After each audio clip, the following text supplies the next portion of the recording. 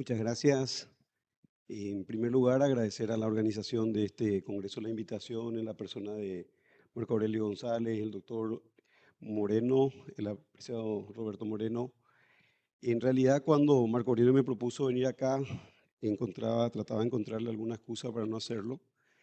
Pero le iba a decir que sí, porque tenemos una relación de muchos años y un respeto muy grande. Pero cuando me dijo que iba a estar el doctor Burlar, le dije, voy a supeditar la ida a tomar un café con el doctor Bullard. Ayer ya me pagó, ya tuve la ocasión muy agradable de hablar,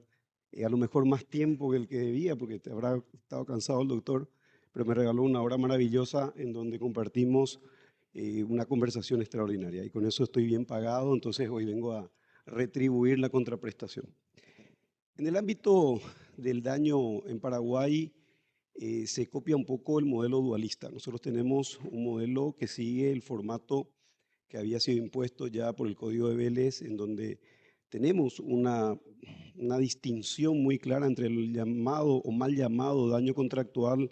y el daño extracontractual, en donde el daño extracontractual surge inmediatamente del ilícito de la obligación indemnizatoria y previamente las partes probablemente no se conocían, como decía Mariano Izquierdo Tolzada en España, las partes se conocen en ocasión del ilícito, y la mal llamada responsabilidad contractual, y digo mal llamada porque nosotros no seguimos el modelo francés, que realmente supedita la responsabilidad contractual a aquellas cuestiones que derivan de un contrato válido. Nosotros tenemos un sistema más bien obligacional, pero por peso de costumbre, por peso de tradición, debemos en llamar, y tampoco propongo el cambio de denominación, en la responsabilidad contractual, y vamos a seguir llamándola así, aunque correctamente debería ser llamada responsabilidad obligacional. Y en ese sentido estudiamos en dos partes distintas del código la responsabilidad contractual u obligacional a partir del artículo 417, con una cantidad de normas muy puntuales y concretas, muchas de ellas idénticas o muy similares a la parte extracontractual, pero también muchas de ellas distintas, es decir, con sus propias particularidades. Hoy creo que el mundo está yendo hacia un sistema monista, hacia un sistema en donde haya una sola regulación para el fenómeno del daño. El ejemplo más claro lo tenemos en el nuevo Código Civil y Comercial argentino del año 2015, que en un solo cuerpo, en un solo texto, regula todo el evento del daño y lo difícil del resarcimiento, y tomando más bien como casi accidentales las diferencias entre el origen contractual o obligacional o extracontractual del daño. En resumen, nuestro sistema es un sistema dualista leve, como le llamó un connotado doctrinario paraguayo aquí presente, el doctor Roberto Moreno, en una de sus maravillosas obras que me tocó leer y una de ellas presentar inclusive, en donde él señala muy claramente este dualismo leve con puentes muy claros entre uno y otro, entre ellos el concepto de culpa, porque tenemos un único concepto de culpa tanto para la responsabilidad contractual como para la extracontractual. En cuanto al tema que nos atañe, nosotros tenemos la cuantificación del daño también descripta, pero muy desdibujada en el ámbito del código. Más bien se hacen algunas referencias, y tenemos sí en la práctica forense y en la doctrina muy desarrollada también las maneras en que realizamos ese pedido de fijación de monto, y esa fijación de monto propiamente dicha en base al ámbito del cual estamos discutiendo. Así tenemos, por supuesto, la posibilidad de cuantificar los daños antes de que se produzca incluso el mismo a través, por ejemplo, de la cláusula penal, una figura que está perfectamente regulada en el Código Civil paraguayo a partir del artículo 454, que tiene en principio el carácter de inmutable, pero como bien lo señala la doctrina argentina, y recuerdo en esto a Meal, López Cabana y Alterini, que señalaban de que es una inmutabilidad relativa, porque tenemos una cláusula de escape, una cláusula bastante peligrosa en mi concepto, que es la del artículo 419, que le permite al juez modificar la cláusula penal cuando la misma haya sido parcial o irregularmente cumplida, y ahí ya se abre una ventana, creo yo, como juez, bastante peligrosa para meter cuchara y hacer algunos cambios en lo que las partes originariamente pactaron. También tenemos en el ámbito de la cláusula penal una función que es claramente indemnizatoria, claramente eh, previsora de un monto, de Gasperi lo decía en el anteproyecto, de modo tal a sacar de la competencia de los jueces la cuantificación del daño y la constitución de los hechos que iban a dar pie a esos daños, de modo tal a que ya no se discuta. Si se produjo, habrá que mostrar la relación de causalidad y el daño o la cuantificación del daño ya va a estar prefijada en el contrato, que como en todos los códigos se establece por el retardo o para el incumplimiento del acuerdo. Tenemos también funciones preconstitutivas, por ejemplo, en el contrato de seguro o en la señal o arras. Nunca entendí por qué le seguimos llamando señal. Acá en Paraguay nadie le dice señal, le decimos seña, pero de todos modos jurídicamente le seguimos llamando señal en el código, en donde se prevén expresamente la señal o seña de carácter penitenciario con una función confirmatoria de conformidad a lo que las partes regulen en el contrato, en donde las partes pueden establecer que sea o confirmatoria y si no lo establecen será puntualmente penitenciaria, porque así lo prevé el código, la posibilidad de arrepentirse del contrato dado perdiendo la seña dada o pagando el doble de la seña recibida. Entonces, una posibilidad de escaparse de ese cumplimiento y fijar así la indemnización preestablecida en esa seña entregada o seña recibida. Tenemos también la cuantificación a través del procedimiento a posteriori del daño, a través de un contrato que las partes pueden llegar con asunción completa de responsabilidad, en donde se pasará la cuantificación de conformidad a lo que las partes vayan acordando en el ámbito puntual y concreto. Y tenemos también, obviamente, el contrato de transacción previsto, en donde ya no implica un reconocimiento absoluto, sino que las partes, conforme dice el código, haciéndose concesiones recíprocas, extinguen o previenen una cuestión litigiosa y de ese modo, obviamente, acordarán un precio. En el ámbito de la fijación judicial o en el caso de la conferencia de hoy también arbitral, voy a hablar propiamente de la judicial, que es en la que me muevo. Nosotros tenemos artículos muy puntuales que mencionan, pero como lo dije al principio, a lo mejor un poco vagamente, el tema de la cuantificación. Y tanto para la responsabilidad contractual como para la responsabilidad extracontractual, tenemos la posibilidad de abonar, obviamente, por daño emergente, por lucro cesante y últimamente se ha incorporado a través de la práctica jurisprudencial la pérdida de chance. Pero la pérdida de chance entendida como parte del daño emergente, y para explicar las tres, a mí siempre me sirvió mucho la idea de considerar el patrimonio una caja. Yo siempre cuando hablo del tema o cuando expongo alguna idea en alguna sentencia, digo el patrimonio es una caja. Y dentro de esa caja tenemos bienes muebles, tenemos inmuebles, tenemos derechos intangibles. Y cuando se produce un evento dañoso, cualquiera sea su origen, algo dentro de la caja sale y se pierde. Tendremos en ese caso la presencia del daño emergente. El lucro cesante serán cosas o derechos o beneficios que tengan que entrar, de carácter patrimonial, que tengan que entrar necesariamente a la caja y que no entran por razón de ese evento dañoso puntual que ha impedido la entrada de ese beneficio a la caja. La pérdida de chance, yo la consideré siempre parte del daño emergente porque la chance ya estaba dentro de la caja y la persona ha perdido la chance que ya tenía incorporada a la caja y que tenía alguna valoración económica. Por lo tanto, en el ámbito de la pérdida de chance que se está reclamando como un rubro independiente, yo creo conceptualmente independiente, pero sin perder de vista que es parte de ese daño emergente, por supuesto tenemos la posibilidad de ser reclamados tanto en el ámbito contractual como extracontractual. En el Código Civil paraguayo tenemos también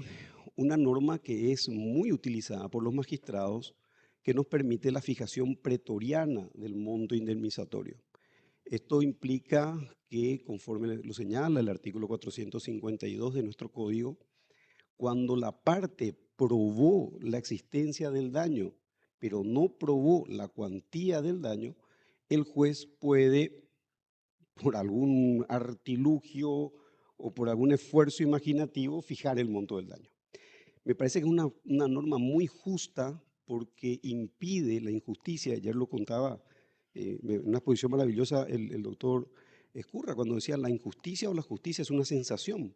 Prevé evitar esa sensación de injusticia que cuando se probó efectivamente la existencia del daño nos quedemos sin indemnizar porque el abogado o por imposibilidad material o por negligencia procesal se olvidó de probar la cuantía del perjuicio. El juez puede poner un monto indemnizatorio cuando la existencia del daño sea justificado, pero no su cuantía.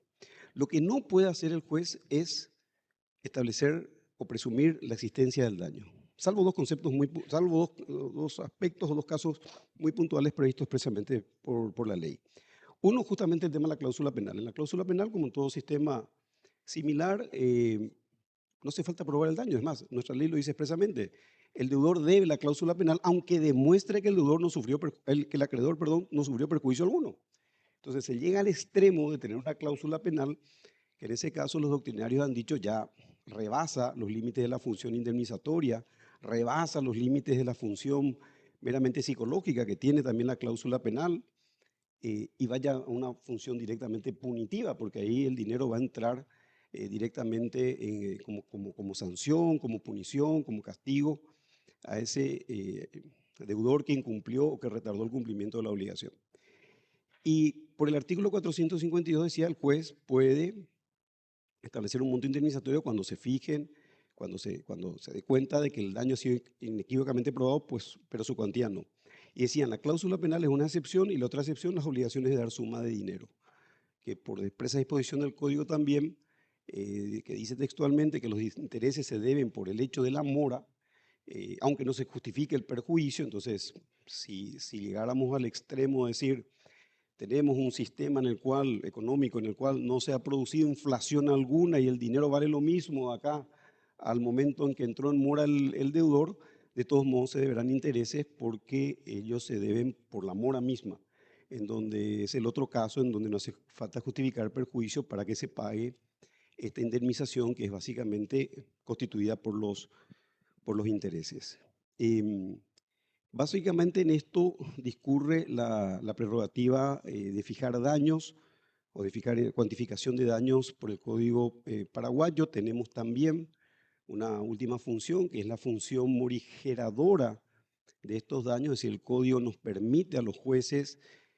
bajar e inclusive dejar de fijar un monto indemnizatorio en ciertos casos muy puntuales y concretos. Y prevé un caso sumamente interesante,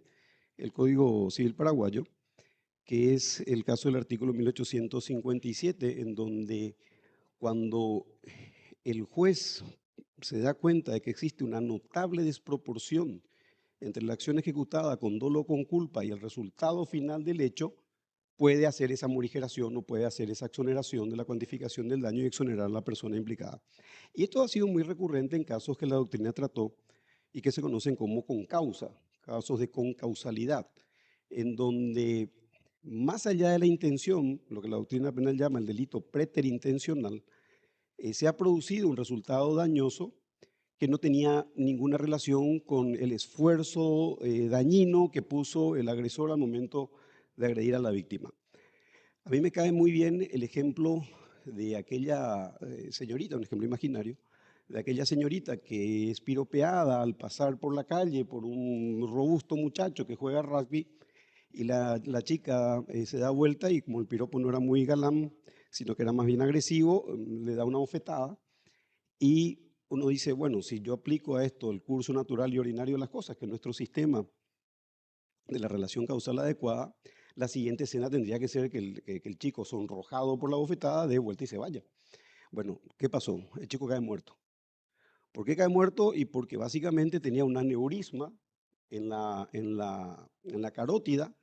que es una arteria que sube el corazón y va hacia la cabeza. Y como ustedes saben, las arterias replican el formato y la fisonomía y las funciones del corazón. Las arterias laten y producen este movimiento así muy interesante, sístole y diástole del corazón y va bombeando sangre y resulta ser que en alguna aorta se infla, como solemos decir acá en Paraguay, como un globito de agua que usamos para el carnaval, cargamos agua y nos tiramos esas cosas y se queda, en vez de una pared gruesa, de una manguera resistente, se queda una superficie muy liviana, que explota ante cualquier contacto. El chico no sabía esto, la chica le da la bofetada, el chico cae muerto, y entonces se produce la demanda. Y ahí vemos que el texto de la ley se aplica exactamente a ese presupuesto. Dice, cuando el hecho finalmente producido, la consecuencia finalmente producida, no es compatible con la culpa o con el dolo que fue la intención original del sujeto dañante, el juez podrá morigerar y hasta exonerar de la obligación indemnizatoria. Entonces tenemos estas posibilidades también de ir morigerando la cuantificación del daño. Para cerrar esta intervención, decir que el momento de la cuantificación del daño es el momento final, es decir, lo que señalabas bien, Juan, al principio de la presentación. Venimos hablando siempre de quién va a responder, por qué va a responder, cuáles son los conceptos de dolo, de culpa, de responsabilidad objetiva, cuáles son las normas contractuales que aplicamos, etcétera, para ver si deben o no deben responder. Bueno, cuando tenemos la certeza de que debe responder, entramos en el proceso de cuantificación. Y es a eso que venimos, es decir, a fijar una indemnización, un monto que nosotros tenemos acá en Paraguay asumido como una obligación de valor. Y esto es bueno señalarlo, especialmente para los colegas paraguayos, que gracias a un sistema financiero bastante estable o muy estable que tenemos a lo largo de todas estas décadas, es que siempre hemos reclamado un monto dinerario actualizado por intereses. Pero en puridad, las indemnizaciones tienen que ser obligaciones de valor. Es decir, que se fijen al momento de la sentencia con un cálculo de actualización que prescinda solamente de cálculo de intereses que sí han hecho realidad en otras economías distintas en donde la hiperinflación ha llevado a que aplicas cualquier tasa de interés y no te da para equiparar el valor que tenía aquella moneda al momento del ilícito, al momento del incumplimiento, y se ha tenido que realizar un proceso de actualización. Incluso en la Argentina le han dado el nombre de indexación en un momento dado a través de unos cálculos muy complejos que hacían para mantener estos valores vigentes, que acá en Paraguay por suerte no se dio. Nosotros hasta hoy día, y por una larguísima tradición, seguimos reclamando un monto actualizado en intereses, y repito, eso es gracias a una estabilidad económica y financiera de larguísima data que hace que el dinero más o menos se mantenga en valores similares aplicando simplemente esta actualización de intereses. Muchas gracias.